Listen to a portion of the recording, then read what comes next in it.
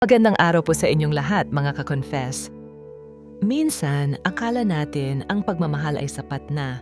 Pero paano kung ang mismong dedikasyon sa trabaho ang unti-unting sumisira sa pundasyon ng ating tahanan? Damhin natin ang bawat hibla ng emosyon at lungkot sa kwentong ito. Paalala po, mga ka-confess. Ang kwentong inyong mapapakinggan ay katang-isip lamang at nilikha para sa layunin ng libangan at pagbibigay aral. Anumang pagkakatulad sa mga tunay na tao, lugar o pangyayari ay nagkataon lamang at hindi sinasadya. Babala po, mga ka-confess. Ang kwentong ito ay naglalaman ng mga temang hindi angkop para sa mga bata. Gabay ng magulang ang mahigpit na kinakailangan. At ngayon, simulan na natin ang ating kwento. Dear Ate J, itago mo na lamang ako sa pangalang Carlo. Nagsimula ang lahat sa isang maliit na apartment sa Quezon City kung saan kami naninirahan ni May. Bilang isang engineer na madalas nasa field, hanga ako sa dedikasyon ni May bilang isang dedikadong nurse sa isang malaking ospital sa Maynila. Tuwing umuuwi siya, pagod man ang katawan, ay dama ko ang kanyang malasakit sa bawat pasyenteng hinahawakan niya. Sinasabi ko sa aking sarili na napakapalad ko dahil may asawa akong kasing buti niya. Lalo na para sa aming anak na si Ella na laging naghahanap ng atensyon at kalinga mula sa kanyang ina. Ngunit habang tumatagal, nagbago ang timpla ng aming pagsasama sa loob ng bahay. Madalas na pagod si May at nauubos ang pasensya niya kahit sa maliliit na bagay na nagaganap sa loob ng aming tahanan. Si Nanay Pilar na minsan ay bumibisita mula sa probinsya ay napapansin din ang paglamig ng pakikitungo ni May sa akin at kay Ella. Pakiramdam ko ay ibinibigay niya ang lahat ng enerhiya sa mga pasyente samantalang ang mga tira-tirang pagod na lamang ang naibibigay niya para sa amin na pamilya niya. Dumating ang pagkakataon na inilipat si May sa isang espesyal na unit kung saan nakilala niya si Dr. Vincent. Mula sa mga kwento ni May, tila ba napakagaling at napakabait ni Dr. Vincent kaya naman madalas siyang malate ng uwi. Nagsimula ang aking pagdududa noong minsang makita ko ang mga chat ni Dr. Vincent sa cellphone niya na hindi naman tungkol sa trabaho. Ang simpleng pag-aalala ko bilang asawa ay unti-unting napalitan ng pait at matinding selos na mahirap pigilan kapag nakikita ko silang magkasama sa mga litrato sa social media. Minsan, nakipagkita ako sa aking kaibigan na si John para humingi ng payo tungkol sa aking nararamdaman. Sabi ni John, baka dala lang ito ng stress sa trabaho at hindi dapat ako agad maghusga ng walang sapat na ebidensya. Pero paano ko hindi magdududa kung ang asawa ko ay naglalaan ng mas mahabang oras sa pakikipagkwentuhan kay Dr. Vincent kaysa sa pag-aayos ng aming relasyon?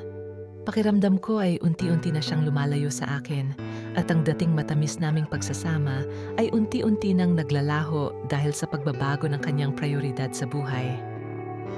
Si Miguel, ang aming kapitbahay, ay minsan na ring nagbiro sa akin tungkol sa pagiging madalas ng paghatid ni Dr. Vincent kay May sa aming subdivision. Hindi ko alam kung bakit kailangang ihatid pa siya kung may sarili naman kaming sasakyan o kung maaari naman siyang mag-taxi pa uwi. Ang mga pangyayaring ito ay nagdadala sa akin sa bingit ng kawalan ng tiwala at pag-iisip kung may nangyayari bang higit pa sa pagiging magkatrabaho. Ang bawat gabi ay puno ng tensyon, hindi dahil sa galit, kundi dahil sa hindi maipaliwanag na distansya sa pagitan naming dalawa. Napansin ko ring madalas na hindi na kinakain ni May ang mga luto kong hapunan dahil busog na raw siya mula sa mga treat ni Dr. Vincent. Ang dating bonding namin tuwing Sabado ay napalitan na ng mga on-call na schedule o bigla ang overtime sa ospital na hindi ko naman matiyak kung totoo nga ba. Parang unti-unti kaming naging estranghero sa loob ng sarili naming bahay at si Ella ay madalas nang nagtatanong kung bakit hindi na kami naglalaro gaya ng dati. Ang sakit ay hindi ko maikaila, lalo na't tahimik lang ako. Kailangan kong gumawa ng paraan para malaman ang katotohanan nang hindi nagiging marahas o gumagawa ng eksena sa harap ni Ella. Naisipan kong obserbahan ang kilos ni May sa susunod na mga araw at tignan kung hanggang saan ang hangganan ng kanyang pakikitungo sa kanyang consultant. Alam kong mapanganib ang landas na ito, pero mas natatakot akong mawala ang pamilyang matagal naming binuo dahil lamang sa aking pagdududa. Kailangan ko ng malinaw na sagot bago pa maging huli ang lahat at bago tuluyang gumuho ang aming masayang tahanan dahil sa mga lihim na ito. Sa gitna ng lahat ng ito, ramdam ko ang bigat sa aking dibdib na hindi ko maibahagi kahit kanino man. Ang pagmamahal ko kay May ay hindi pa rin nagbabago. Subalit ang tiwala ay unti-unting naglalaho sa bawat kasinungalingan na aking nararamdaman. Ang bawat araw ay parang paglalakad sa lubid na manipis. Nag-aabang kung kailan ako mahuhulog o kung kailan ba matatapos ang pagsubok na ito. Hindi ko alam kung kaya ko pang ayusin ang lahat o kung sadyang tapos na ang yugto ng aming pagsasama sa buhay na ito. Kailangan ko ng matinding lakas. Isang gabi, matapos ang matagal na paghihintay, nagpasya akong sundan si May matapos ang kanyang shift sa ospital. Sa halip na diretso sa bahay, nakita ko ang sasakyan ni Dr. Vincent na huminto sa isang tahimik na cafe malapit sa Pasig. Tumibok ang puso ko nang mabilis habang pinapanood silang magkasama, masaya at tila walang iniisip na mundo sa labas ng kanilang maliit na silid. Doon ko napagtanto na ang distansya ni May ay hindi lang dahil sa pagod, kundi dahil may bago na siyang kinakailangang atensyon at kalinga mula sa ibang tao. Hindi ko na napigilan ang sarili ko at nilapitan ko sila, damang-dama ang galit na humahalo sa aking pagkadismaya. Nagulat si May nang makita ako, habang si Dr. Vincent ay nanatiling kalmado at tila handa sa anumang konfrontasyong magaganap sa amin. Sa gitna ng cafe, nagkaroon kami ng mainit na diskusyon kung saan lumabas ang lahat ng aking nararamdaman at ang aking mga hinala sa kanilang relasyon. Hindi inamin ni May ang pagtataksil, ngunit hindi rin niya maipaliwanag kung bakit mas pinili niyang ilaan ang oras niya sa iba kaysa sa aming pamilya na nangangailangan sa kanya. Umuwi kaming magkahiwalay at ang gabi ay naging napakahaba dahil sa hindi pagkakaunawaan na namamagitan sa aming dalawa.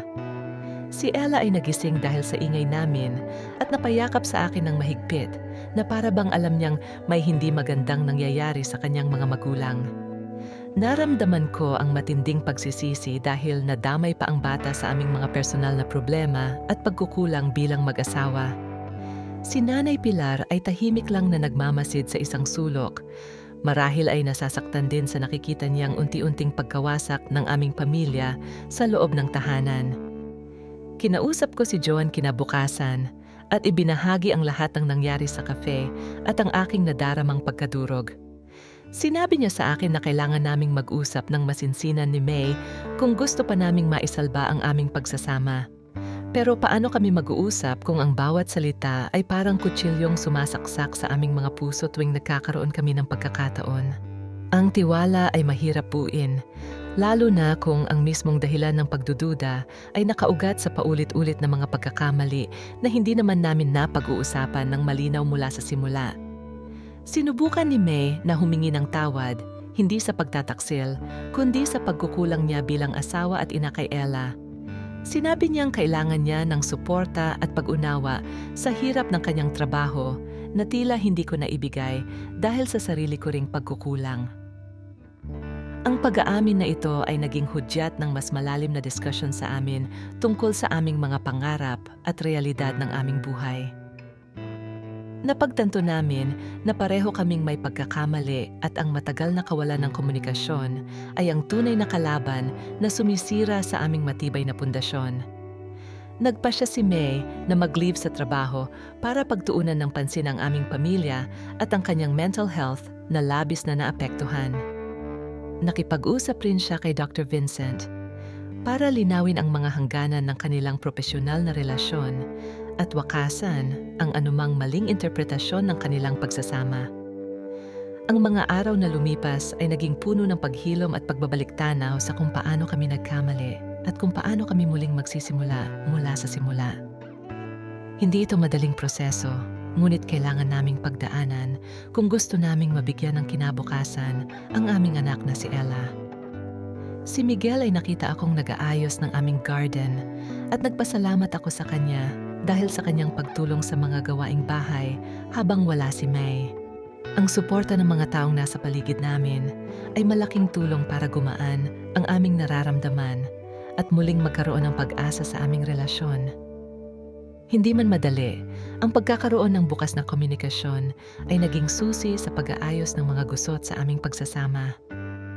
Unti-unti, nakikita ko ang muling pagngiti ni May at ang masiglang tawa ni Ella na matagal naming hindi narinig dahil sa tensyon sa bahay. Bagamat may mga sugat pa rin na hindi agad maghihilom, ang pagtanggap sa aming mga pagkukulang ay isang mahalagang hakbang patungo sa pagbabago. Ang pagmamahal na akala ko ay nawala na ay unti-unti nating muling nadarama sa bawat yakap at bawat simpleng usapan na aming ginagawa. Ang buhay ay hindi perpekto at ang pagsubok na ito ay nagsilbing aral para sa amin na huwag hayaang lamunin ng trabaho ang kaligayahan ng aming pamilya. Kami ay muling nagtitiwala sa isa't isa, handang harapin ang anumang pagsubok na darating sa hinaharap ng magkasama at may matibay na pangako. Ang mga sumunod na buwan ay naging patunay na ang pag-ibig ay kaya talagang maghilom kung may sapat na pasensya at pag-unawa. Dinala ko si May at Ella sa isang bakasyon sa Bohol upang magkaroon kami ng sapat na oras para mag-bonding ng malayo sa ingay ng lungsod. Doon, sa ilalim ng mga puno at sa tabi ng malinaw na tubig, muli naming nahanap ang tamis ng aming pagsasama na halos mawala na. Ang bawat sandali ay ginugol namin sa pag-uusap tungkol sa aming mga plano, pangarap, at kung paano namin maiiwasan ang mga pagkakamaling naganap noon. Nanatili si Dr. Vincent sa ospital, ngunit malinaw na ang kanilang ugnayan ay propesyonal na lamang at wala ng halong emosyonal na koneksyon. Si May ay bumalik sa trabaho ng may panibagong pananaw, kung saan inuuna na niya ang kanyang oras para sa aming pamilya pagkatapos ng kanyang shift. Hindi na rin siya nagtatagal sa ospital nang walang sapat na dahilan at ang aming komunikasyon ay naging mas bukas at tapat sa bawat isa. Ang tiwala ay muling nabuo, hindi ng biglaan, kundi sa bawat araw na ipinapakita namin ang aming pagmamahal at dedikasyon sa aming relasyon. Si Nanay Pilar ay masaya na dahil nakikita niyang maayos na ang aming pagsasama at masaya na muli ang aming munting tahanan. Madalas kaming mag-usap ni Nanay tungkol sa mga aral ng buhay na kanyang natutunan, na nagsilbing gabay sa amin sa bawat pagsubok na aming hinaharap. Si Ella ay mas masigla na rin dahil ramdam niya ang pagmamahal namin sa kanya at hindi na siya naghahanap ng atensyon sa labas. Ang aming buhay ay bumalik sa dati, mas masaya, mas matatag at punong-puno ng pag-asa para sa isang mas magandang kinabukasan na aming pinapangarap. Si John ay nakita kaming mag-asawa na naglalakad sa parke at masaya siyang nakita kaming muling nagmamahalan ng tapat. Ang suporta ng mga kaibigan ay mahalaga rin sa paghilom ng isang relasyong dumaan sa matinding pagsubok at paghihirap. Kami ay naging mas mapagmatsyag sa aming mga kilos at salita dahil alam namin ang halaga ng bawat pagkakataon na magkasama kami bilang isang pamilya. Ang bawat araw ay isang regalo na dapat naming pahalagahan at ingatan, dahil alam naming madali itong mawala kung hindi namin aalagaan ng mabuti ang aming pagsasama. Ang aming karanasan ay nagsilbing aral hindi lamang para sa amin, kundi pati na rin sa ibang mag-asawa na dumadaan sa katulad na pagsubok. Ang pagtataksil o pagkukulang ay hindi katapusan ng lahat kung may pagmamahal at pag-unawa na umiiral sa pagitan ng magkatuwang sa buhay. Ang communication ay ang pinakamahalagang sangkap sa bawat matagumpay na relasyon at ito ang dapat naming panatilihin habang buhay. Kami ay handang harapin ang anumang pagsubok dahil alam naming sa bawat pagsubok ay may aral na magpapatatag sa amin bilang pamilya at bilang mag-asawa. Nagpasya akong mag-focus din sa aking karera bilang engineer habang sinusuportahan ang mga hangarin ni May sa kanyang propesyon bilang nurse. Pinag-usapan namin ang balance ng buhay, kung saan hindi na namin hahayaang lamunin ng trabaho ang aming oras para sa aming sarili. Ang pagmamahalan namin ay naging mas malalim dahil dumaan kami sa apoy at lumabas na mas matatag kaysa noon. Ang bawat gabi ay puno ng mga usapang nagpapatibay sa aming pundasyon na siyang nagiging dahilan kung bakit kami ay nananatiling magkasama at masaya sa kabila ng lahat. Sa pagtatapos ng aming kwento, nais naming ipaalala sa inyong lahat na ang pamilya ang pinakamahalagang kayamanan na dapat nating ingatan. Huwag hayaang mawala ang tiwala at komunikasyon dahil sa mga pagkakamaling maari namang ayusin at pag-usapan ng maayos. Ang pag-ibig ay hindi lamang puro saya, kundi pati na rin ang pagharap sa mga pagsubok ng magkasama ng may pananampalataya at pagtitiwala sa bawat isa. Kami ay masaya na muli at umaasa na ang aming kwento ay makapagbigay ng inspirasyon sa inyong lahat na nagmamahalan. At yan ang kwento ni isang lihim na minsan ay mahirap itago, pero sa huli ay nagbigay ng aral at katotohanan sa kanyang puso. Mga ka-confess, dito na nagtatapos ang ating kwento. Maraming salamat sa inyong pakikinig at pagsama sa amin mula simula hanggang dulo. Sana ay may napulot kayong aral, inspirasyon, o kahit konting saya sa ating ibinahaging kwento ngayon. Kung nagustuhan ninyo ang kwentong ito, huwag kalimutang i-like, i-share, at higit sa lahat ay mag-subscribe dito sa aming YouTube channel na Tagalog Wild Confession para sa mas marami pang kwentong kapanapanabik, nakakakilig, at minsan ay nakakagulat. At huwag din kalimutang i-follow ang aming Facebook page na Tagalog Wild Confession para lagi kayong updated sa mga bagong uploads at kwentuhan. Hanggang sa susunod nating kwentong Tagalog Wild Confession. Ingat kayo palagi, mga ka-confess.